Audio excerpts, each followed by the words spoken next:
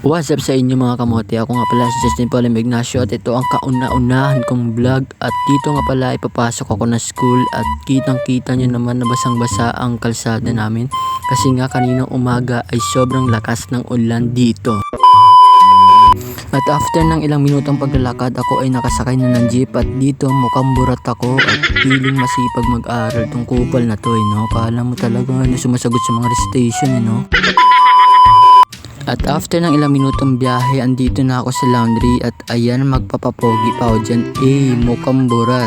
Kaya ako nandito sa laundry dahil inaantay ko yung kaklase ko na kasabay ko. At ayan basang-basa yung kalsada dahil ang lakas ng ulan kanina dito. A few minutes later. At after ng ilang minutong pag-aantay ko sa kaklase ko, andito na nga pala kami sa park ng Dasma. At ayan, nagmamadali na rin pala kami maglakad dahil baka maabutan kami ng ulan. At ayan nga pala yung mga kasabayan naming mga psychology. Kami naman ay IS students. At ayan nga pala City Hall of Dasmariñas. At kitang-kita nyo rin naman na sobrang kulimlim dahil uulan na yung mga time na yan. At yun, nandito na nga pala kami sa room at ayan, basang-basa yung pantalon ko dahil inabutan kami ng ulan sa labas. 1 hour later. At after ng ilang oras naming lesson at ayan, pinauwi na nga pala kami dyan ng aming prop. At ayan, nagmamadali na rin pala ako umuwi dyan dahil baka abutan ako ng ulan. At kaya hindi rin ako nakapag-video kanina dahil bawal ang mag-video sa room kasi baka mapagalitan ako ng aming prop at yun lang. At dito nga ay gumamit na lang ako ng hagdan dahil sobrang haba ng pila sa elevator at sobrang daming estudyante at baka abutan rin ako dito ng ulan. At sa kasamaang palad, inabutan na nga ako ng ulan dito at ayan, tamang walk trip at sinabayan pa ng malakas na hangin yung ulan.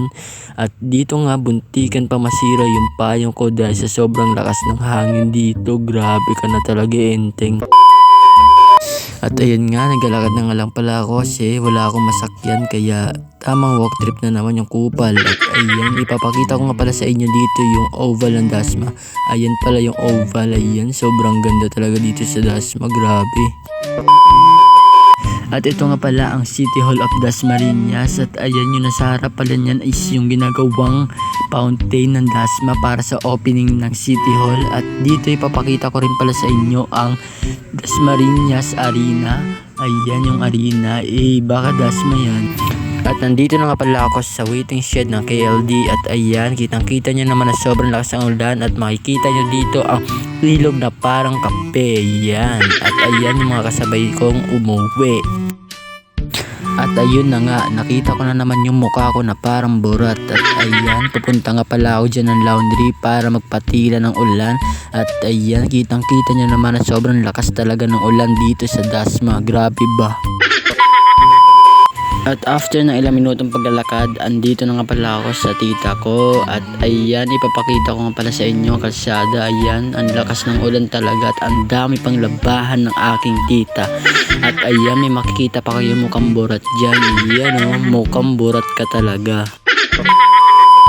At dito nga ay nakasakay na ng jeep at siguro hanggang dito na lang ang aking vlog. At abangan nyo yung mga susunod kong vlog. At hanggang dito na lang. Bye bye!